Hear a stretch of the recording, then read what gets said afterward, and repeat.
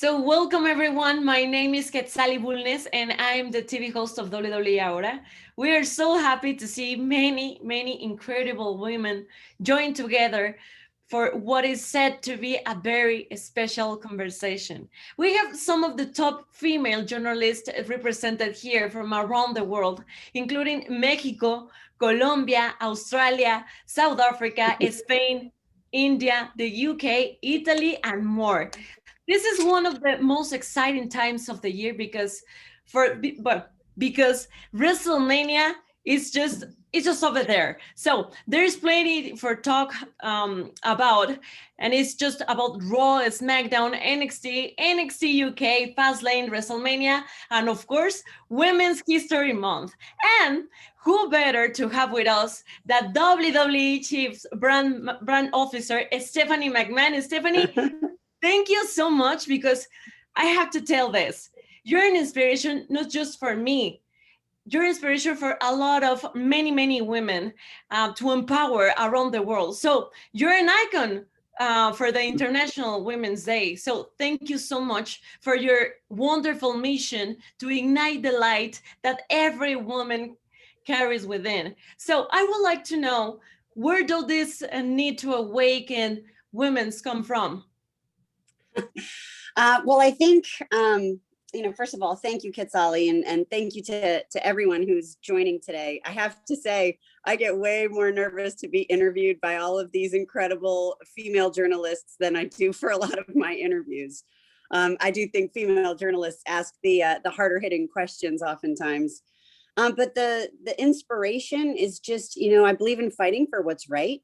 I believe in fighting for equality. I've had many opportunities in my life, and I've also had a lot of challenges, because of my gender, and that shouldn't ever be a barrier to anything you want to accomplish.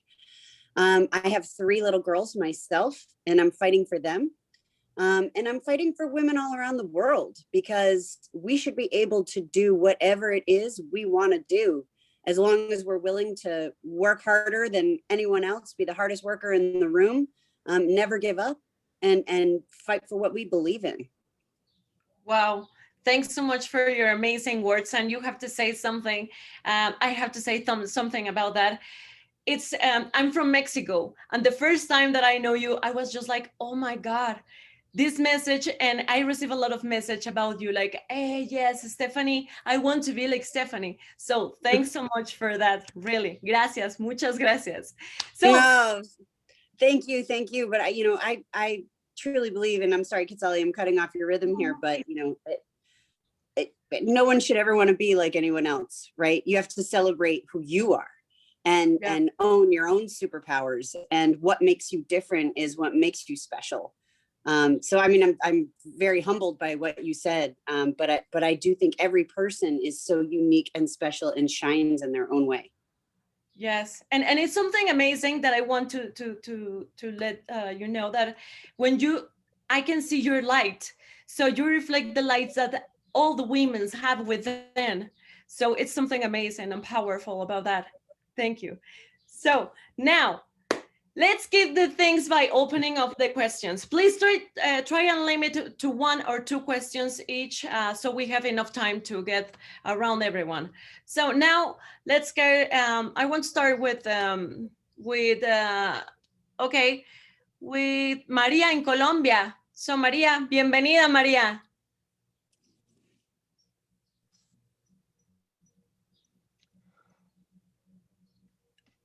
Okay, Maria, are you there? Hello. Yeah, you're listening to me? Yes. Okay. Hello. Hello. Hello, everyone. I'm Maria Vargas from Bogota, Colombia. And my question is, what is the message to all women in the world in these days about work, about fighting, about the equality between the women? And I think thank you for the question. And I think it's, a lot of what I said in the beginning, I really believe in equality. I think every day should be International Women's Day. It's not a day or a month or anything else. It is a fight for equality every day. I believe in standing up for what you believe in. I think it's important to have a voice, and it's important to use that voice, to be proud of who you are, to have confidence in who you are, to know that you belong, no matter what anybody tells you, to never back down, never give up, and work really, really, really hard. Okay, and my second question, so quickly, what is the expect of women in WrestleMania in next days?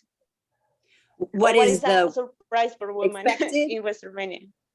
Well, one of the big matches that's already been announced is, Bianca Belair, Yeah. who won the Women's Royal Rumble match, is challenging Sasha Banks for the SmackDown Women's Championship. And that is going to be such an incredible showcase of athleticism. Both of those women are so incredibly talented and bring different styles and different aspects, to the ring. And to life. And personally, those women are also just so incredible when you hear their backstories and where they came from and the challenges that they've had to overcome, as individuals and then now as WWE superstars. WrestleMania is the showcase of the immortals, as we like to call it. And I can't wait to showcase these two women and many more, but that match is one that's been announced. So. Well, thank you so much, Maria. Yes, and thank you so much. Thank you. And the next question is from Ellie in Australia. Hi, I'm Ali from Melbourne, Australia. My question is, how is WWE changing the landscape of women's wrestling globally, in particular with the likes of Toni Storm, Indy Hartwell, and Rhea Ripley all on the roster doing such great things? Well, of course, you have to pick those women. Being local, I think that WWE continues the women's evolution that really started a long time ago, but became a part of a movement in 2015, which we've talked about before. But the whole hashtag "Give Divas a Chance," that trended worldwide for 3 days, specifically calling for more character development, better storylines, longer matches, more athleticism. And we've continued. So we've grown from that point, including rebranding the Divas division to the women's division, of course, unveiling a new championship belt more akin to the men's, our women showcasing and being the main event in WrestleMania at WrestleMania 35 with Ronda Rousey, Charlotte, and Becky Lynch, where they broke the entertainment revenue record at MetLife Stadium, where only 6 years before the only women's match on the card was cut for time, which tells you a lot of that growth. And then you look at the opportunities that are happening in NXT and Raw and SmackDown, and we just continue that. And it's actually interesting. I was watching NXT the other night, specifically, this is just because it's fresh in my mind, Wednesday night here in the States when it airs. And I was looking at all of the different body types and ethnicities and everything else, characters, etc., that are being showcased.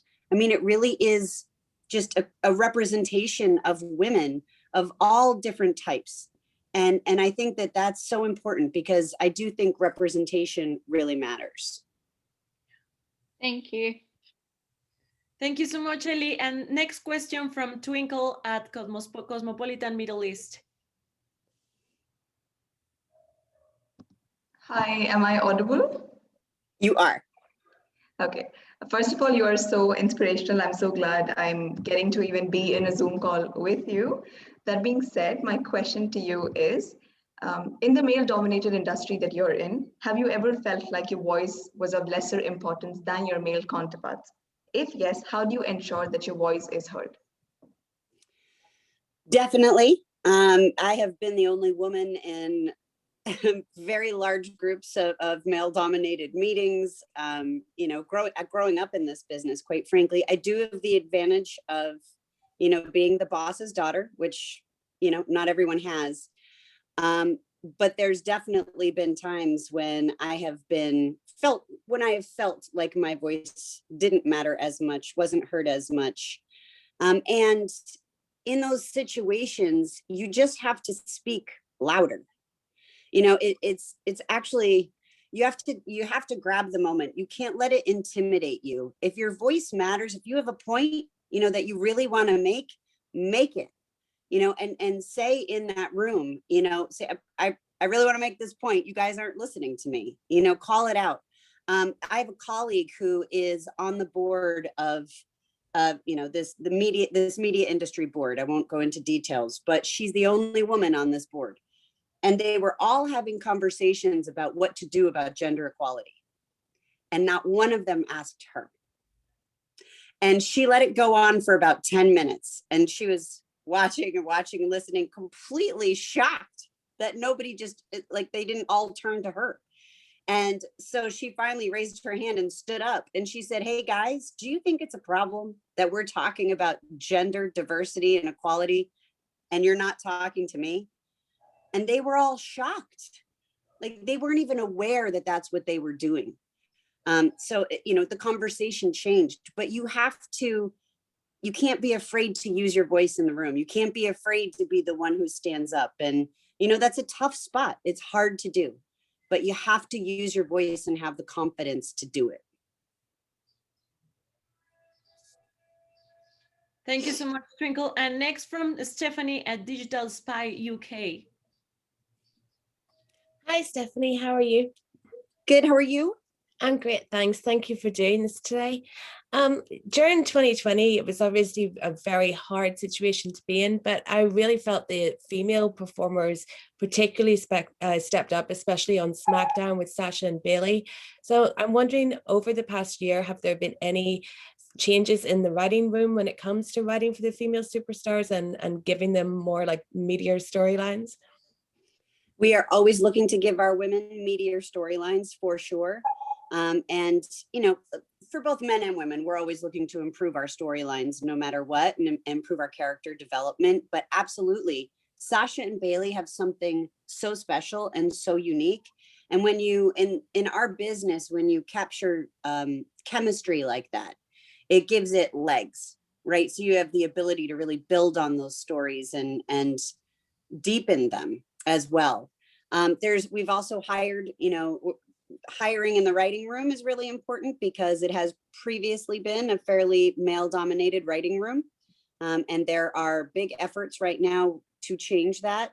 I don't have the stats off the top of my head, so I'm not sure how many women we've hired since we started, but I know it's several, including a senior ranking VP who's in charge of many different aspects of making sure that the creative and partnerships and all lines of business are all working together. So, you know, there's been a huge movement. And even though you didn't ask this question, I'll just say, because I am really proud of this internally as well. You know, I'm the chief brand officer. Obviously, I'm a woman. Christina Salen, who is our chief financial officer. Susan Levison is in charge of all of WWE Studios. Sarah Cummins is in charge of all of our consumer products groups. And then we have Melody Yam, who heads up global strategy for WWE. So there's, you know, a group of really successful, accomplished women also on the backside of WWE, including what we present on screen. Thank you so much, Stephanie. And next question from Ayesha in India. Hi, Stephanie. Hi. So good to see you finally after, I don't know, so long. So good to see you. Thank you. So tell me something, you know, when we look at Asian representation, especially when it comes to women, there's Asuka. But India also has like a huge viewership when it comes to, you know, WWE. And even in fact, last time Charlotte was in India, I mean, during the Comic-Con, you know, there was a massive crowd waiting to see her. So do you think there will be more representation from, you know, players from this region, from Asian region, particularly women? What do you think, you know, is going to happen? Absolutely, yes. And we were, of course, pre-COVID in a big recruiting phase and doing tryouts really all over the world, always looking for the best men and women. Right now, we have women from 14 different countries. We're really proud about that. Australia was already mentioned. Canada, Chile, China with Xia Li, who I don't know if you've seen the debut of Tian Sha. It's this really cool sort of Chinese dynasty type storyline that's playing out right now. It's a whole revamp for the Xia Li character, and she has a fascinating backstory too that I would encourage you guys to write about. In terms of where she came from, and her parents, really did not support her coming over to the States for WWE. And in that culture, what your parents, care about really matters. So it was a very big deal for her to make that move. And here she is, and she is now finally getting her moment. She's found her groove. And this is a huge launch point for her. See big things for her in the future. Of course, the UK, France, India with Kavita, but certainly looking for more Indian female talent as well. Ireland, Japan, Mexico with Raquel Gonzalez, who is a force of nature. She is going to be someone to reckon with in the ring and out of the ring. I think she's over 6 feet tall and just gorgeous, and also has the history. She's a second generation superstar. Let's see, Moldova, New Zealand, Scotland, and Wales. So looking to continue to grow that international roster, again, both men and women, but yes, we have a particular focus on recruiting women. Wow. Okay. That sounds interesting. Okay, and now I want to know something, Stephanie. I want to know, sorry. Why are the women who don't believe in themselves? What do you think is the problem or the issue that sometimes the girls, we don't believe in ourselves?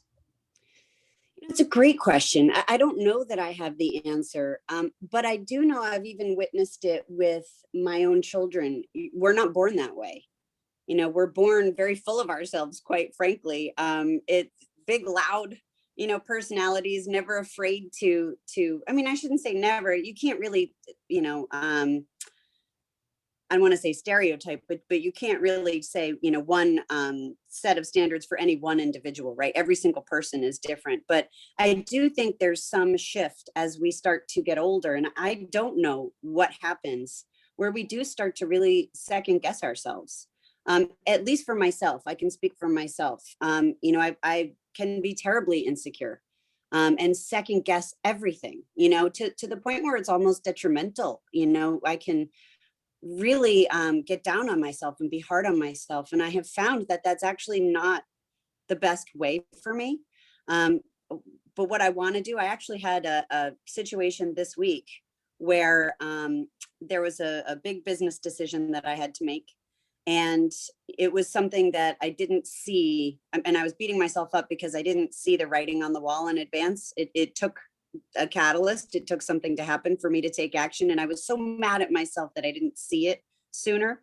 And I was really beating myself up for it. And I was actually sitting with my girls because this was playing out all day and all night. And it was nighttime before they were about to go to bed. And I was trying to fix my mistake. And I said, they were wondering why I wasn't paying them much attention. And I said, guys, I'm so sorry. Mommy made a big mistake at work. I'm just trying to focus. I need to fix it. And I thought to myself, I can either go grab a big giant bowl of cereal and chocolate chips and wallow and, feel bad, have a little pity party for myself, or I can really learn from this and apply what I've learned and take action quickly and focus on going forward and focus on moving forward. And not to say that there's anything wrong with every now and then having the big bowl of cereal. I had it the next night, which was last night. But I thought in the moment, I have an opportunity to show my children, how you handle a situation like this and what representation do I want for them.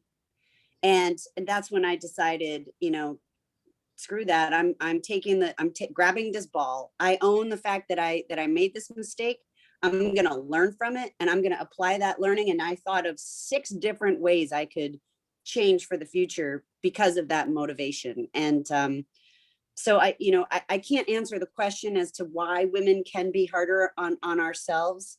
But I do know that we shouldn't be, and you'll hear different arguments. You'll hear people say that, well, being really, really hard on yourself actually helps you, because it continues to force you to move forward. And I just think every person is different. But as long as you own it, I think in any situation, man or woman, own it, own the mistake, right? Or own whatever it is that happened, learn from it and move forward. That's all we can ever do. Keep moving forward, learn and move forward. Wow, thank you so much for your answer. Thank you so much.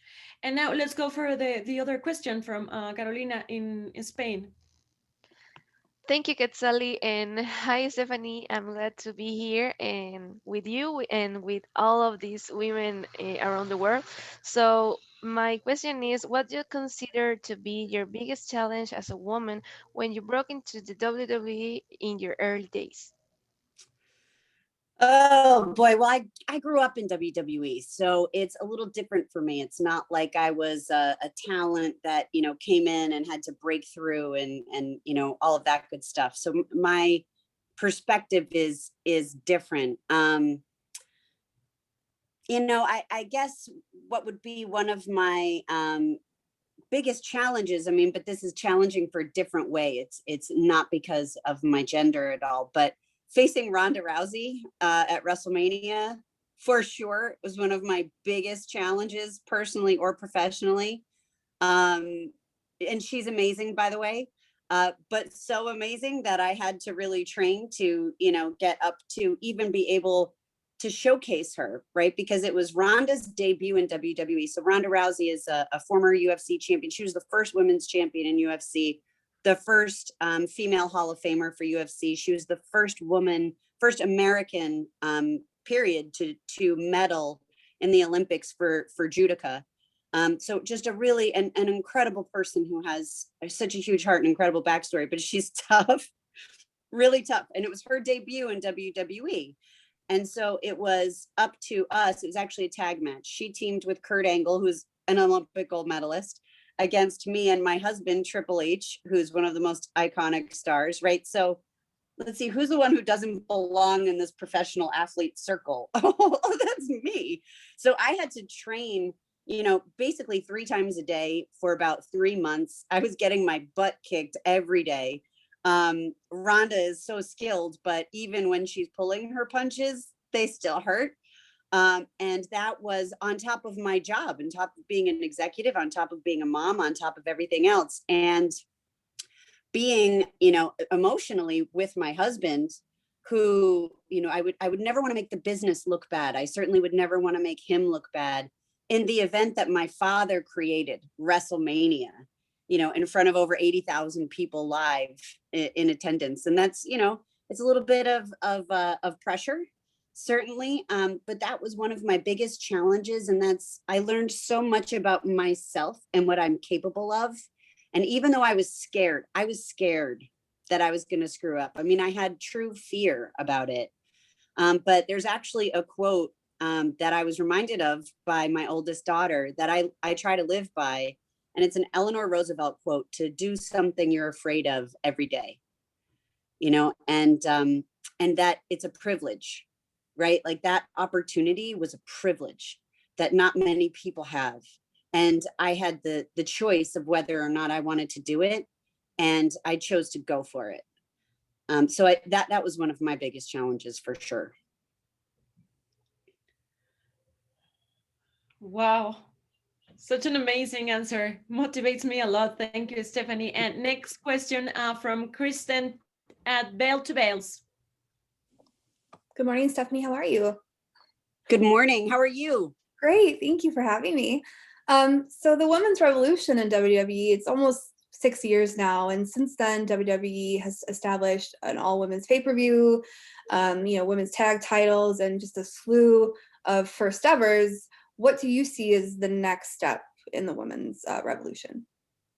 So I think it's really, true parity, right? I'd love to have the roster be 50-50. I would love to see our women more regularly, at the top of the card.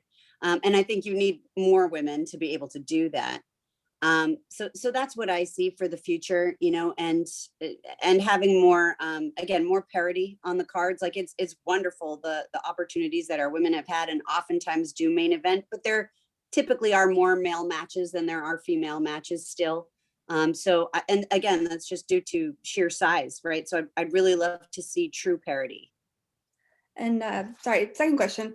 It's recently been announced that you'll be joining the inaugural Women's Leadership Board over at Sports Innovation Lab. You're joining legends like Billie Jean King and Val Ackerman. What does it mean to you to be added to this board? And then what do you hope to accomplish while you're there? It's a great question. And I will say they sent all of us on the board a sweatshirt that I debated wearing today. And it says a woman's place is in the boardroom across it, which I just love. But I mean, it is such an honor and a privilege to be included in that board. I actually wasn't even aware of all of the women that were on it until our inaugural call last week. And there was this rollout and introduction of all of the different women. And I was suddenly felt like I didn't belong, right? Like, oh my God, I can't believe I'm among this company. And what we all hope to accomplish, are a few different things. We hope to get business done together. We all made that very clear. We want deals to happen. But on top of that, we want to learn from one another. We want to offer each other's various strengths. That was part of the initial call was, what do you hope to get out of this? And what do you want to give?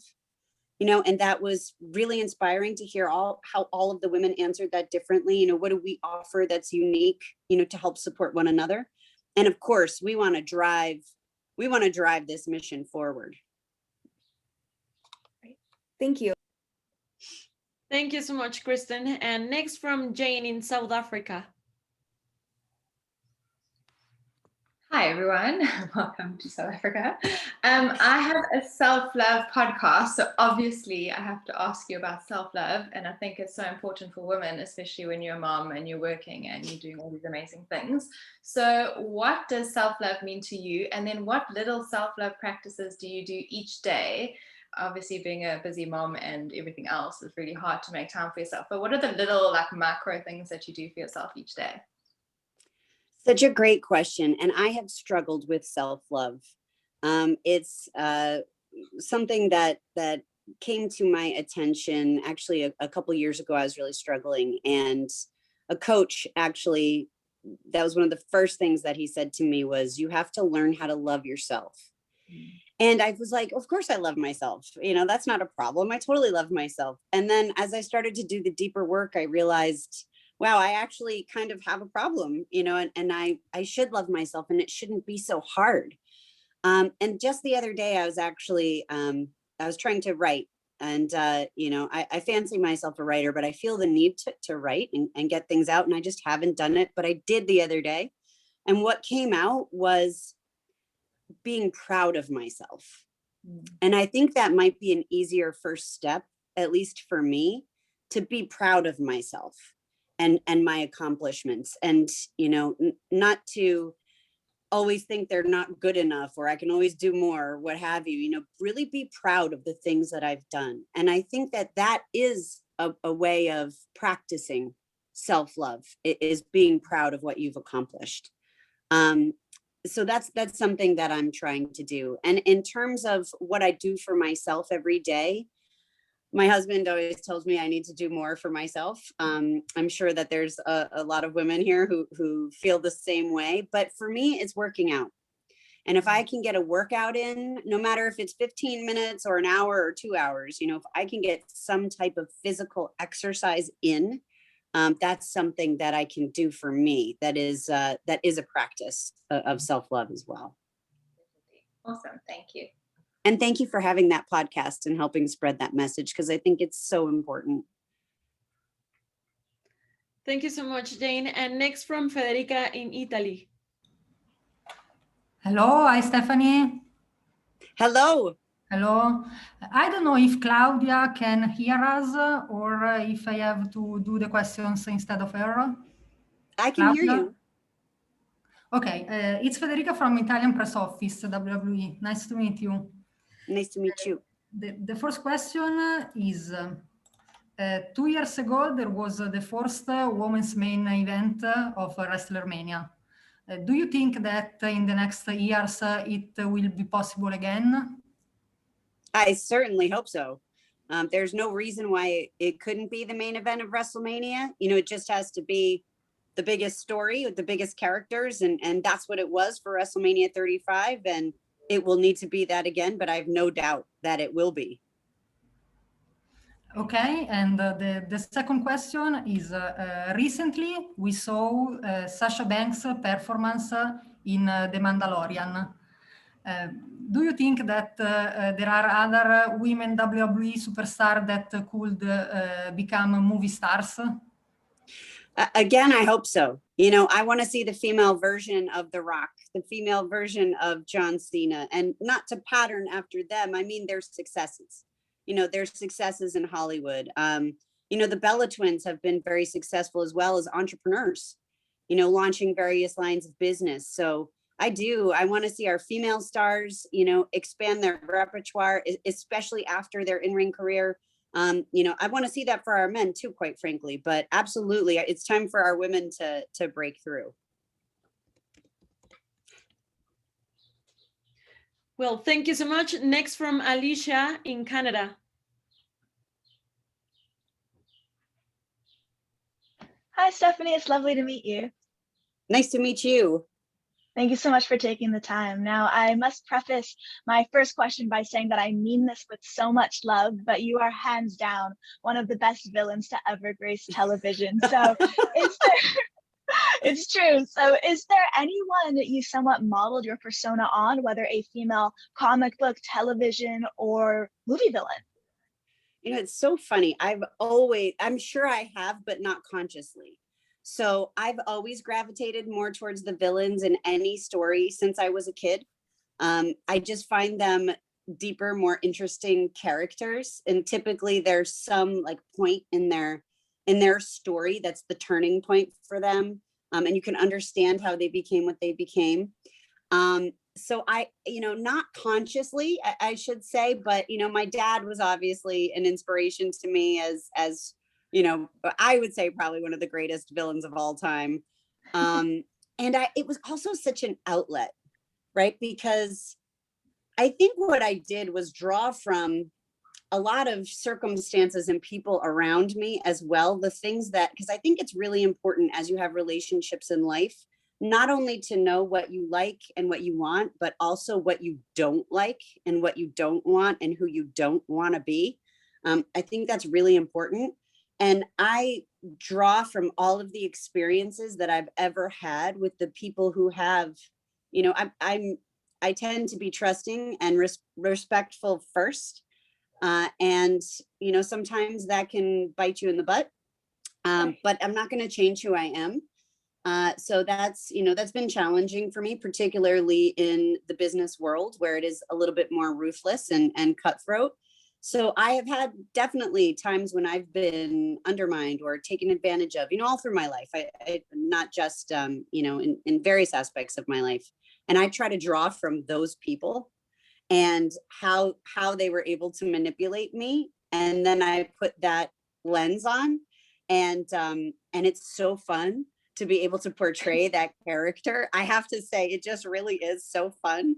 And then ultimately, of course, the bad guy really never wins in the end. So to be able to then give that back to the audience, like that was one of the reasons why I was the opponent for Ronda, is because I was the biggest female heel at that time, you know, especially because of my power and putting, you know, profits over people as a character and all this stuff. And Ronda could come, you know, kick my butt on behalf of the locker room and everyone else watching. So, and that's fun to do too, right? I love to be able to give the hero that moment, because the bigger, the badder the villain, the bigger and more powerful the hero is who vanquishes that villain. Absolutely. I love that you took inspiration from real life villains. But for my second question, just really quickly, it's been incredible to see all of the amazing female talent that's being signed lately, especially in the recently announced huge group of new signees. So over the years, you've seen some wonderful additions when it comes to the women's division, but who's the one name you're especially thrilled to see walk through the doors at WWE and know that you were going to get to work with? So I never want to single anyone out, because it of course makes everyone else, feel like, oh, well, why didn't she say me? But I will say one rising star who I am just so proud of, and how she is carrying herself after really only a handful of years in our business period. But that is Bianca Belair. She is, and I've had the opportunity to do various panels with her and to get to know her more. And I get goosebumps actually just talking about her, and really all of our women. But Bianca is so authentically herself. She has attitude in all the best ways. She has this unbridled charisma. You can't help but watch her. And she owns the room, whatever room she's in, regardless of her athleticism, which is, going to make everyone tune in because of what she can do. I mean, she is one of the best athletes I think I've ever seen, and what she brings to the women's division. So I would say Bianca is definitely on the rise, but that's not at the expense of all of the other incredible women that we have on the roster and coming up. Like you said, we had the most women we have ever had in a training class, just a couple weeks ago. So it's an exciting time. That's incredible. Thank you, Stephanie. Thank you. And I love your background. Is that do you have a podcast, or is that, it's obviously branded. Yes, I have my own YouTube channel where I interview musicians, wrestlers, and bodybuilders. My biggest passion. So I figured, gotta rep while on here with you today. It's awesome. Yeah, I love it. I love it. Thank you so much. Absolutely. Thank you. Thank you so much, Alicia. And the next question is from Stephanie in France.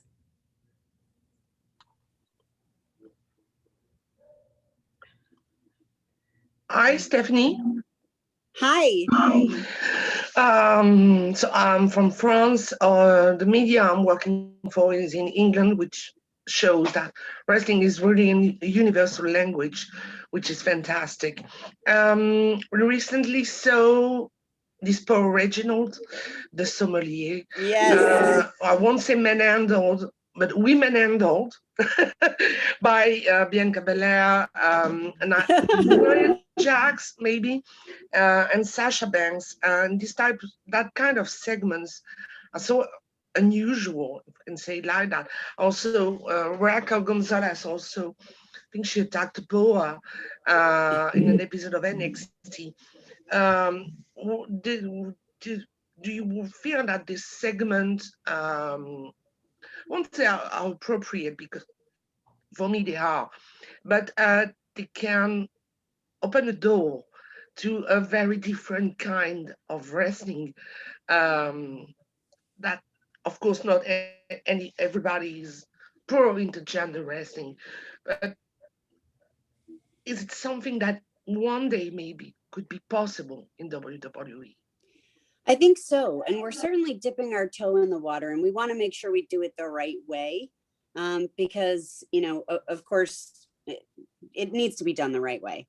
And, if you think back, programming, China was the first intercontinental champion, the first ever female and only female, to my knowledge, intercontinental champion in WWE, and she wrestled the men. But that's been some time now. And then we took a very hard stance that there would be no female on or male on female physicality for quite some time. And now we're starting to, as we listen to our audience, and our audience is actually, some of our audience is asking to see, what would it look like, male versus female in the ring. So we're dipping our toe in the water, but it's very, very important that we do it the right way. And that it's never, seen as any type of male on female physicality in the wrong way, but that it's truly competitive, and it's a competitive woman against a competitive man. And what does that look like? So we're testing some things out right now. You're on mute.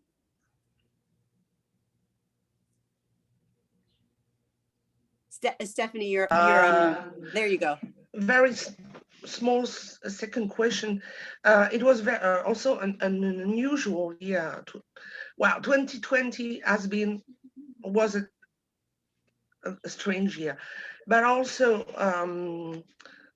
having women wrestler announcing like Becky did, the pregnancy on TV, Yes. and making something that is normal in the life of a woman, um, something completely unusual, because uh, I don't think before women, I won't say they were hiding to have babies. I don't know how to say that in a different way. And now we have Lacey Evans that announced that she's pregnant too. Do you see that also as a big evolution for the women in WWE? I do. And I think as women take, more center stage, if you will, whether it's, in programming and business and life, right? Children are a huge part of our lives, a lot of us. And I think to be able to celebrate, that I think a lot of times you're right, when women are in business or in any working capacity, they maybe haven't been treated the best in terms of when you get pregnant. It's like, oh great, now I'm going to lose this person for X number of months, and oh man, that's that's a knock against that person, or whatever that might be. I think that we need to be able to establish norms or reestablish norms, across business, sports, media, etc., any working capacity, because having children is a part of life, and it's actually quite a gift that we are able to have children, and that needs to be celebrated and recognized. And I think tides are just really turning. Okay, thank you so much. And next from Elri. Good day, Stephanie.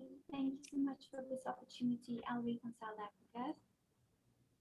Just two questions very quick. Please tell me, what is more meaningful for you as a leader in the industry? The work that you have done in the ring, or the work that the fans are not aware of, like, for example, your charity work with Conors.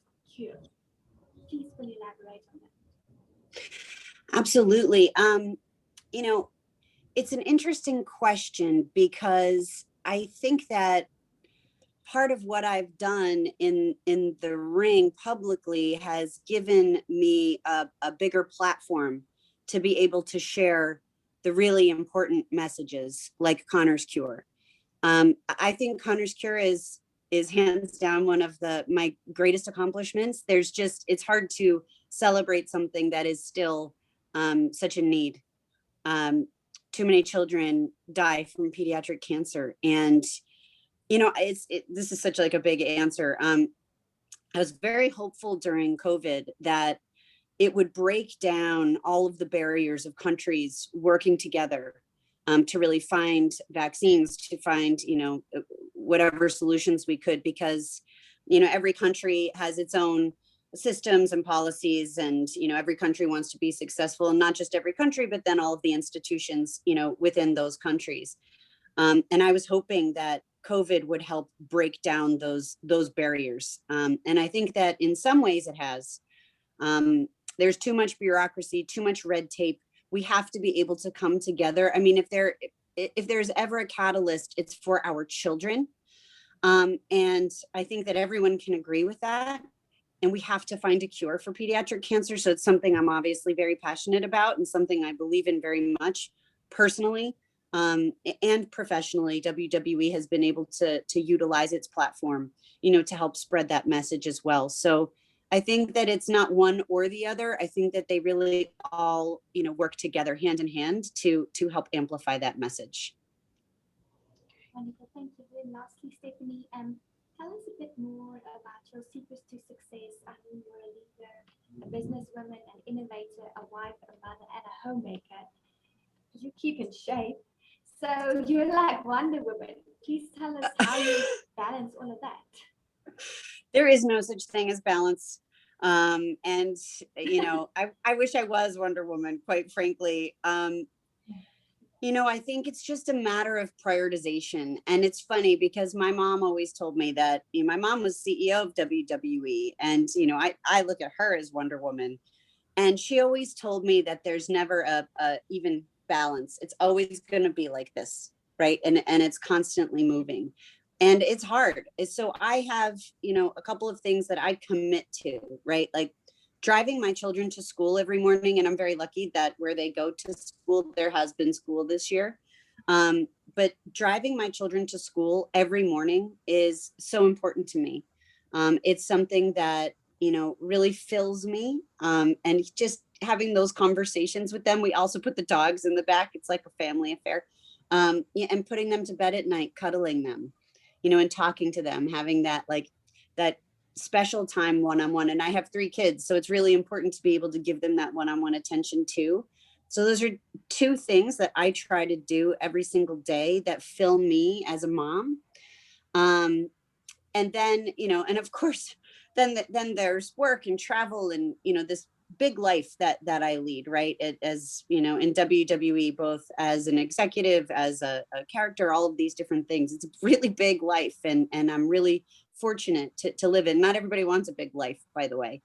But it's a constant struggle. I constantly struggle trying to balance it all out. And it's just a matter of prioritization. And for me, my family comes first.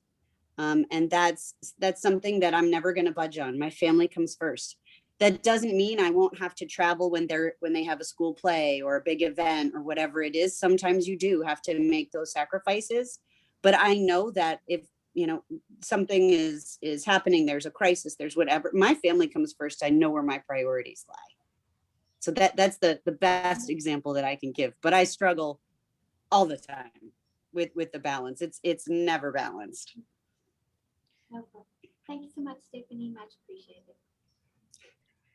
Well, thank you so much, Elry. And I have a last question for you, Stephanie. You said something at the beginning very important for me, and to find ourselves, right? Kind of. Because now, for example, with all the social media personalities and everything, like very famous people, sometimes the teenagers or sometimes even the people, the girls or guys, we lost ourselves just trying to copy another people. So what do you think is the secret to find our own essence or our own personality, or to build our own character? It's such a good question, and I think it's different for everyone. I think what you have to go deeper on is, why do certain influencers or celebrities resonate with you? You know, what is it about them that connects you? Because maybe there's an inherent passion. You know, maybe what you love about, you know, Sasha Banks is actually the fact that she is, you know, that she has overcome, you know, something big in her life. She was homeless at various points in her life. She needed to take care of her brother who has special needs, and she went through a lot. And she's been very public with that. I'm not giving away her secrets, but that might be, you might be resonating with her for reasons that you don't realize. And I think it's finding your passion, finding the things that fuel you, that excite you, you know, and that I think once you see things that make you happy, that excite you, that you want to learn more, that's when you start to really figure out, you know, who you are. And I think to go back to that 5-year-old version of yourself, you know, who is singing The Little Mermaid, or, you know, Elsa, or whatever more contemporary, you know, example I can give. Like, find that 5-year-old you who isn't afraid of anything, you know, and that's your true essence. Wow, thank you so much. And as well, thank you everyone for your questions, were amazing. And thank you, Stephanie, for your time today. And happy International Women's Day to everyone on Monday. I think it's we started right now in a special way. So thank you so much. And including the debut of Heaven this Sunday on the WWE Network. Thank you everyone, stay safe. And I will speak you to very soon. Thank you so much. Thank you, Kid Sally. Thank you, everyone.